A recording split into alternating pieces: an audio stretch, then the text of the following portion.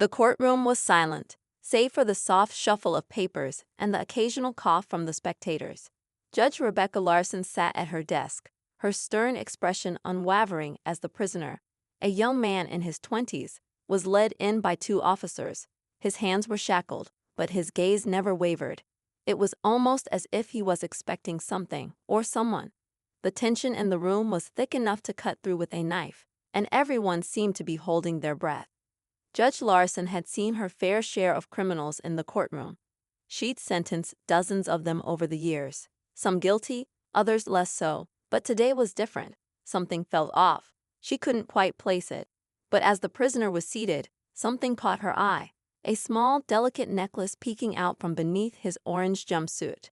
At first, she thought it was just a piece of jewelry, nothing special, but then it hit her.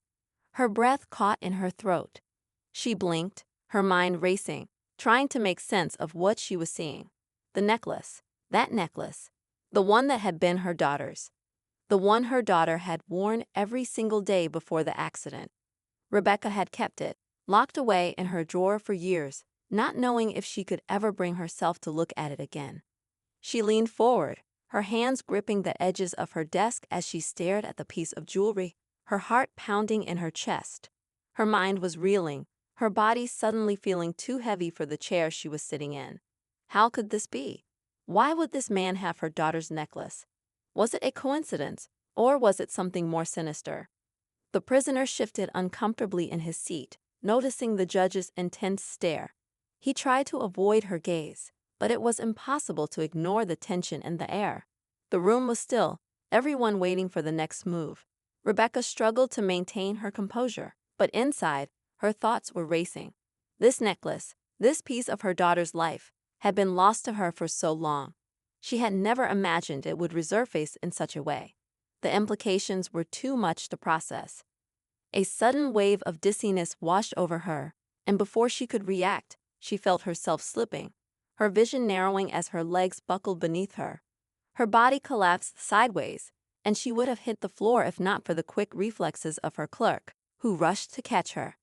Gasps filled the courtroom as the judge's face went pale. Officers scrambled to help, but the damage had already been done. The shock was evident on everyone's face. Judge Larson, a woman known for her ironclad resolve, had fainted. But what could have caused it? Was it the stress of the trial or something much deeper? The necklace, the symbol of a past she had tried to bury for years. As the room descended into chaos, the prisoner remained strangely calm. His expression was unreadable. Did he know more than he was letting on? Had he planned this? Was he connected to her daughter's past in ways that no one could have anticipated? Was this the key to something much bigger? The question swirled in the air like a storm, and no one knew how this story would unfold. The prosecutor, standing off to the side, exchanged a glance with the defense attorney. Both seemed caught off guard by the sudden turn of events. The officers were now helping Judge Larson to her feet, but she was far from the picture of control she had been moments earlier. Her thoughts were a whirlwind, but one thing was clear: this was no ordinary case. Something far more personal was at play. As the judge was escorted out of the courtroom, her mind couldn't escape the image of that necklace. It was a ghost from her past, a painful reminder of a time she had tried to forget. But now, the past had returned in the most unexpected way. And whatever secrets this prisoner held, Rebecca was determined to uncover them, even if it meant facing the truth about her daughter's death. But why was he wearing it? What had he done to possess it? Was he involved in her daughter's tragic accident all those years ago, or was there another dark truth waiting to be uncovered? The courtroom was left in stunned silence as the proceedings came to an abrupt halt. The prisoner was escorted out, but the questions lingered. What was his connection to the necklace? What did this mean for Judge Larson? And most importantly, what would happen next? The only thing that was certain was that this trial was far from over. In fact, it was only just beginning. The days that followed Judge Rebecca Larson's fainting spell were nothing short of chaotic. The courtroom buzzed with whispers, rumors, and unanswered questions. The moment she had seen the necklace, something in her had snapped, something buried deep within her, something she had spent years trying to ignore. Now, With her health compromised and her personal life thrust into the public eye, everything seemed to unravel. Rebecca had been the judge of the most notorious trials, the ones that had defined her career. She was a woman of great resolve, known for her ability to remain calm and composed, no matter the pressure. But this case, this unexpected twist, was different. The necklace was not just a piece of jewelry. It was a painful reminder of her daughter, Emily, who had died in a car accident almost 5 years ago.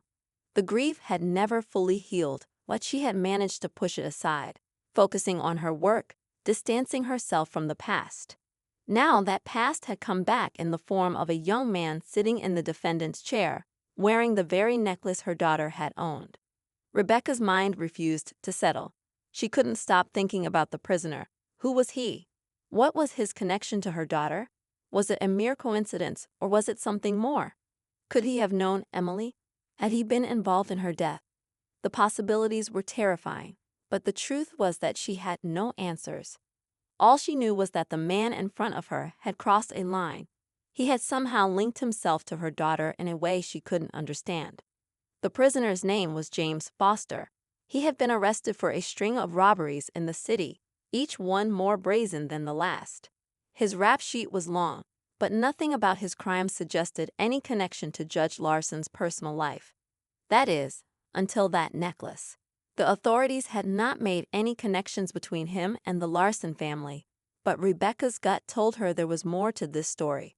She wasn't sure if it was his calm demeanor or the fact that he seemed unfazed by the gravity of the situation, but something about him felt unsettling. In the days following her collapse, Rebecca found herself unable to return to the courtroom. Her doctor recommended rest, but her mind was consumed with thoughts of the trial of James and of the necklace. She knew she couldn't rest, not while so many questions hung in the air. Determined to get to the bottom of it all, she decided to take matters into her own hands. She reached out to the detective handling the case, a seasoned investigator named Mark Williams. He had been with the department for years and was known for his methodical approach to solving crimes. He was skeptical at first when Rebecca asked about James Foster and the necklace. There was no indication that James had ever crossed paths with her daughter or that he had any connection to the accident. But Rebecca insisted. She couldn't shake the feeling that there was something they weren't seeing. Mark reluctantly agreed to look into it. He pulled every file on James Foster that he could find, hoping to uncover something that would explain the connection. As the days passed, the tension between them grew. Rebecca became increasingly impatient, pressing Mark for answers, but each new piece of information only deepened the mystery. James Foster's criminal record revealed nothing that linked him to Emily Larson, but there were whispers, rumors from people who had crossed paths with him. Some said he had been seen near the area where Emily's accident had occurred. Others claimed that James had been acting strangely in the weeks leading up to his arrest, as if he was hiding something. Meanwhile, the trial was set to continue, and the pressure mounted on Rebecca. She had to make a decision. Could she remain impartial, or had her personal connection to the case clouded her judgment? Her colleagues were starting to question her ability to oversee the trial, and the media had caught wind of her emotional collapse. They were eager to exploit her vulnerability, but Rebecca didn't care about the headlines. All she cared about was finding the truth. One evening, after hours of combing through police reports and witness statements, Mark finally called Rebecca with a breakthrough. He had tracked down a former friend of James Foster's, someone who had known him before he turned to a life of crime. The man had been reluctant to talk at first, but after some persuasion, he had revealed something that sent chills down Rebecca's spine. James had been obsessed with Emily. He had watched her from afar in the weeks before the accident, following her wherever she went. The friend hadn't known why, but he had warned James to stay away from her. It seemed that Emily's death was not an accident at all. It was something much darker. Rebecca felt the ground beneath her shift. How could she have missed this? How could she have allowed herself to believe that the accident was just that, an accident? The pieces were falling into place, but they led to an even darker conclusion than she had feared. James Foster had been involved in her daughter's death. But why? Was it a twisted obsession? Or had he been involved in something much bigger, something that had led to Emily's tragic fate. The more Rebecca dug, the more dangerous it became. She started receiving anonymous threats, warnings to back off and leave the case alone. But she couldn't stop. She needed to know the truth, no matter the cost. The trial was her chance to get closer to the answers she needed, to confront James Foster and find out exactly what had happened to her daughter. The courtroom was once again packed as the trial resumed. This time, the tension was unbearable. James sat in the defendant's chair, his eyes cold and unreadable. His lawyer had prepared a solid defense, but Rebecca couldn't focus on that. She was fixated on the man in front of her, the one who had somehow entwined his fate with hers in the most unimaginable way. As the prosecutor presented evidence, Rebecca's gaze never left James. The necklace still hung around his neck, gleaming under the harsh courtroom lights. Every time she saw it, her heart ached, and she could feel the walls closing in on her. She had come too far to back down now. She would do whatever it took to uncover the truth, even if it meant facing the darkest parts of her own past. And then, as the defense attorney stood up to make his argument, something unexpected happened. James looked directly at Rebecca for the first time during the trial. There was a flicker of something in his eyes, something she couldn't quite place. Was it guilt, defiance, or something far more sinister? The air in the courtroom seemed to freeze. The moment hung there, suspended in time. Rebecca took a deep breath, her heart pounding. She had no idea what was about to unfold, but she knew one thing for sure. This trial, and the truth behind her daughter's death, was about to take a turn that would change everything. As the courtroom held its collective breath, Rebecca's gaze remained locked with James Foster. For a fleeting moment, it felt like the entire world had frozen. His eyes, dark and unreadable, pierced through her, and for the first time in weeks, she felt a chill run down her spine. There was something in that look, a quiet intensity, that made her heart race. It was as if he was daring her to uncover the truth, daring her to finally understand the darkness that lay beneath the surface. The defense attorney continued speaking, but Rebecca couldn't hear his words. Her mind was focused solely on James and the necklace that still hung from his neck. Her thoughts were tangled in a whirlwind of memories and questions, but the one that stood out was why he was looking at her like that. Had he known all along that she was the judge overseeing his case? Was he aware of the connection between her daughter and the necklace he wore so carelessly?